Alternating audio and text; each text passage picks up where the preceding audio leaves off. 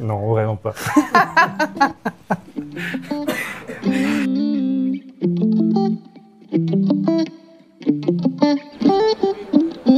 Est-ce que tu te souviens du moment où tu t'es dit go, j'y vais? C'est la rencontre qui a fait qu'on a eu envie de le faire ensemble. Ouais, je me souviens qu'on s'est retrouvés dans un café, dans un restaurant, avec moi l'envie de passer un entretien professionnel. Donc j'avais préparé des BP, j'avais imaginé plein de choses pour l'entreprise. En fait, ça s'est fait assez naturellement. On s'est tous senti l'envie de faire un truc ensemble. Et après, on a réécrit une bonne vingtaine de fois l'histoire de ce qu'allait être Access. Et on le réécrit encore aujourd'hui, mais voilà, c'est ce qui m'a donné envie, c'est une rencontre et une envie partagée de créer des choses. Est-ce que quand tu étais étudiant ou au début de ta carrière, tu avais imaginé ça? Est-ce que c'était un truc incontournable? Un jour, je vais créer une boîte Ouais, j'ai toujours été animé par ce côté entrepreneur qui me faisait un peu rêver, mais sans en connaître les contours. Et en fait, je me suis dit que peu importe quelles seraient mes études, la finalité, ce serait un prétexte pour pouvoir entreprendre. Donc le bâtiment, c'est plutôt facile parce qu'on arrive très vite à de l'entrepreneuriat. J'avais pas imaginé que ça aurait cette ampleur, qu'on aurait rencontré toutes ces personnes, mais pour le coup, ça m'a toujours animé l'entrepreneuriat. J'ai toujours été curieux de ça. Et justement, donc Access, ça a beaucoup changé depuis le début. Vous êtes aujourd'hui quoi? On est 140. 140. Quand tu arrives à 140 collaborateurs, comment est-ce que tu arrives et comment, si c'est le cas, comment tu arrives à garder une dynamique de proximité? La dynamique, elle se fait parce que tu t'entoures de personnes qui ont les mêmes valeurs que toi et donc elles transmettent ces mêmes valeurs et donc forcément c'est évolutif. Forcément, ça se décale légèrement. J'ai lu ce week-end un livre qui disait que la vie doit être sinueuse parce qu'un arbre sinueux vit sa vie, un arbre droit finit en planche. Mais en fait, c'est un peu ça la vie d'Access. Il faut qu'Access vive. L'important, c'est les valeurs qu'on y met et qui sont partagées et qui durent. Mais quand même, à 140, quand je rentre dans une pièce maintenant et que je connais pas les gens s'arrêtent de parler. Ça me fait beaucoup de mal. Ah, mais non. C'est quoi, selon toi, le fil rouge, quand même, qui reste depuis le début d'Access?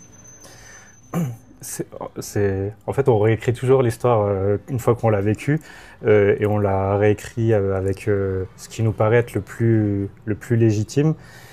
Il y a une chose à laquelle je réfléchis un peu en ce moment, c'est il y a une des valeurs d'Access qui est réussir ensemble, qu'on décline en comment je crée un écosystème qui gagne autour de moi.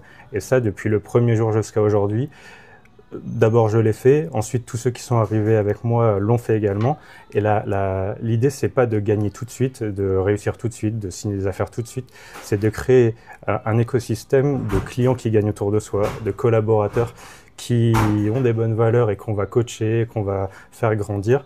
Et grâce à tout ça, on a créé quelque chose qui a fait un boom au bout d'à peu près 2 ans et qui fait qu'on en est là aujourd'hui. Et cet écosystème-là, c'est vraiment la ligne rouge de la vie d'Access et de la vie de nos associés. Et donc les clients, quand tu crées un écosystème dans lequel eux aussi sont gagnants, ils restent, ils reviennent? C'est une des fiertés, c'est de se dire on a réussi à servir des clients qui reviennent chaque année depuis 6 ou 7 ans et qui sont plus des clients, qui sont des amis. Et toi, tu as des personnalités, des profils qui t'ont inspiré? C'est assez rigolo, mais je suis fan de sport collectif. J'ai fait beaucoup de foot, j'ai entraîné. Et il y a un mec qui est pas le plus brillant, c'est pas Zidane, j'adore Zidane, mais c'est pas Zidane qui m'inspire, c'est Deschamps. Deschamps, dans toutes les équipes où il a œuvré, qu'il soit entraîneur ou joueur, il a apporté un mindset de gagne tout en laissant les autres s'exprimer sur leurs compétences propres et en gros, tous ceux autour de lui étaient meilleurs parce qu'il était sur le terrain, même si lui, c'était pas le meilleur joueur du monde.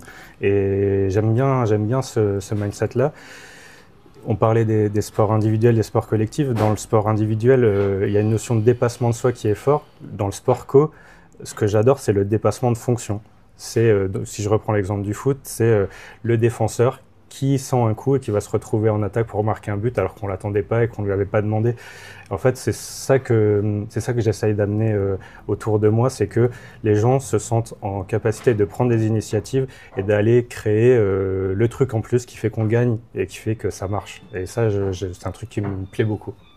Quel est le trait de ton caractère qui t'a le plus aidé, qui t'a le plus servi pour en arriver là? Ah, j'aime pas perdre. J'aime pas perdre c'est différent de ne pas, c'est différent d'aimer gagner, de détester perdre. Voilà, on peut perdre des affaires en ayant appris, ça c'est pas une défaite, mais perdre une affaire en n'ayant rien appris, ça c'est vraiment un truc c'est une perte de temps et j'aime pas perdre mon temps. Et alors justement, tu parles d'apprendre, est-ce qu'il y a une leçon, un enseignement que tu aurais aimé apprendre plus tôt? Je me regarde pas trop en arrière en fait. J'ai pas ces regrets ou ces remords du passé. Je suis assez projeté vers l'avant. Alors, je me soigne pour essayer de vivre dans le présent, mais je suis plutôt vers l'avant que vers l'arrière. Et donc, je regarde peu en arrière.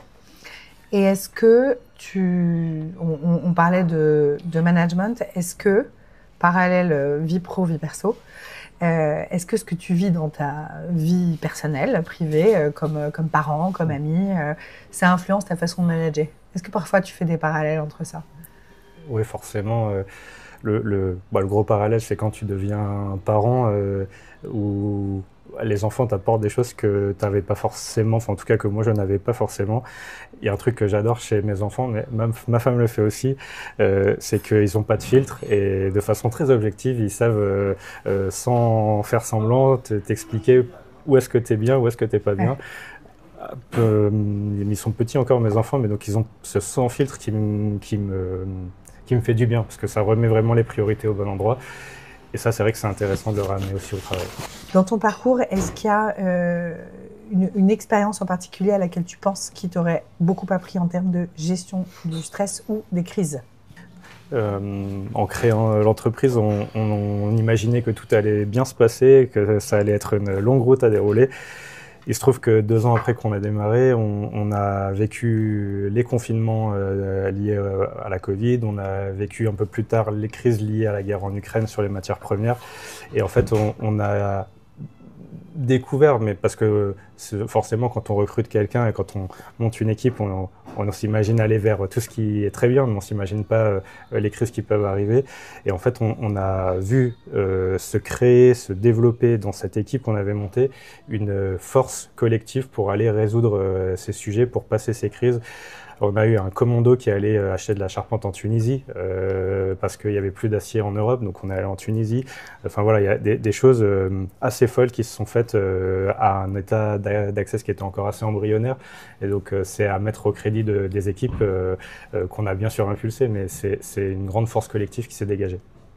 Et ça, c'est un peu l'état d'esprit d'Access, quoi. Finalement. Oui, en fait, ça fait...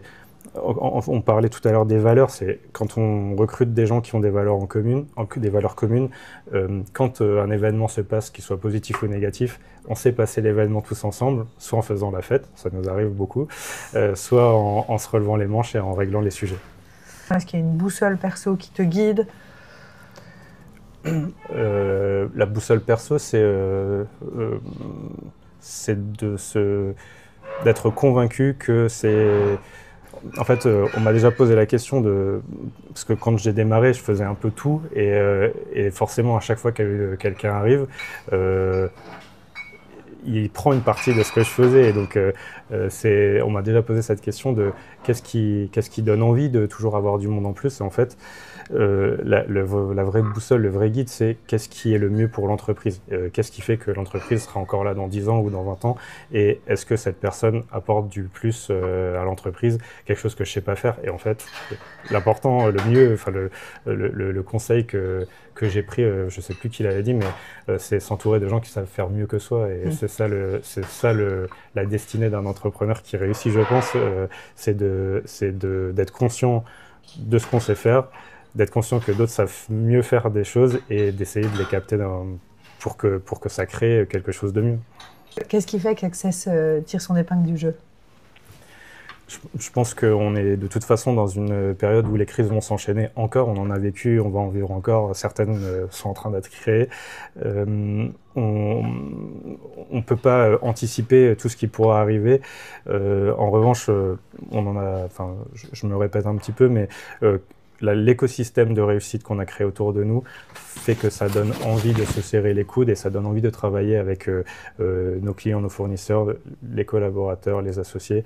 En gros, tout cet écosystème a envie de travailler ensemble et des projets, on en fera encore, on en a fait, on en fera encore.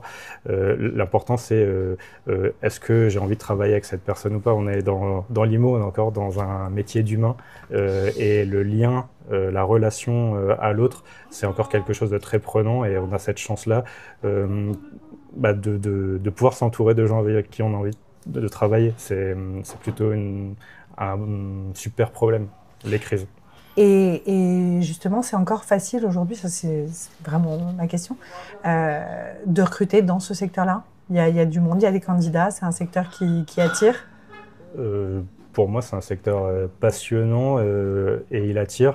Et pour être sincère, c'est plus facile de recruter aujourd'hui qu'il y a 6 ans. Il y a 6 ans, ceux qui nous ont rejoints faisaient juste confiance à notre bonne tête. Aujourd'hui, on peut montrer qu'on a réussi à faire des choses et qu'on a des équipes qui sont épanouies, ce qui n'était pas le cas il y a encore 6 ans. Donc aujourd'hui, c'est plutôt plus facile. Ouais. Et tes envies, toi, d'après pour Access, justement, ta vision, J'ai un truc qui me ferait rêver. J'ai moins de 40 ans, j'ai des enfants. L'entreprise a une moyenne d'âge de moins de 40 ans.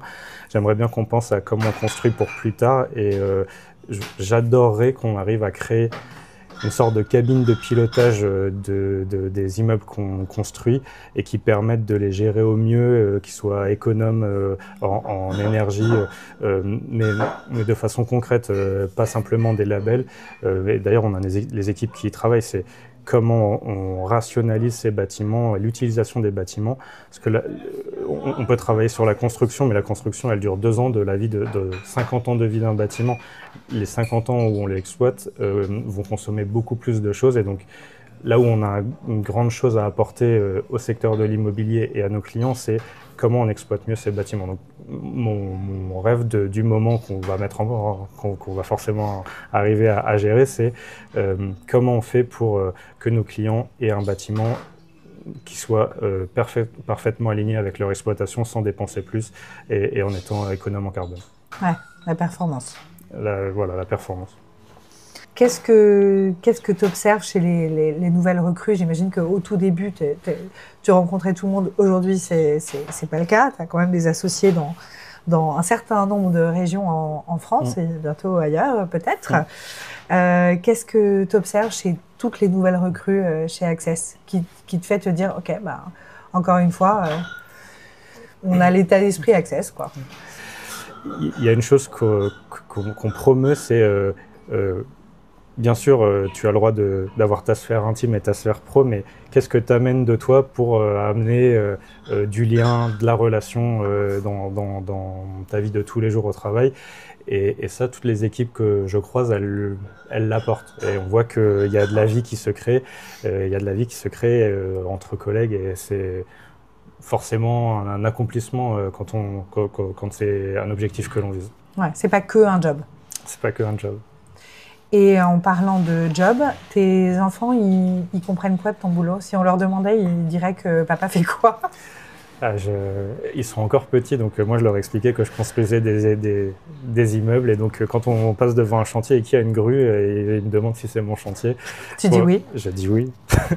Et mon objectif avec eux, c'est pas de décider ce qu'ils doivent faire, c'est pas de se dire ils doivent être performants, pas performants, c'est de leur donner des valeurs qui vont leur permettre de vivre leur vie de façon la plus épanouie possible.